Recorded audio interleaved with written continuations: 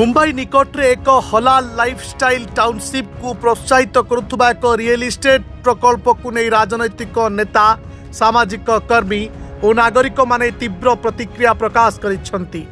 Social media रे यार promotional video viral हेबा परे जातीय मानवाधिकार आयोग महाराष्ट्र सरकार को नोटिस जारी करी तदंत और विस्तृत एक्शन टेकन रिपोर्ट मागिछंती।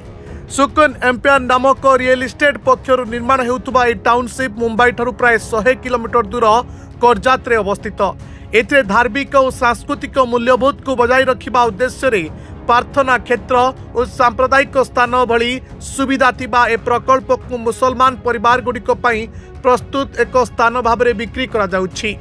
एनएचआरसी सदस्य तथा बीजेपी नेता प्रियंका कानूनगो ए प्रकल्पर विज्ञापन को विभाजनकारी बोली कही सोशल मीडिया रे शेयर करबा परे विवाद बढ़ी जाइथिला। निज पोस्ट से ए टाउनशिप को नेशन इन द नेशन बोली उल्लेख करबा सह वीडियो को विज्ञापन परिवर्ते विश्व बोली वर्णना करिसंती।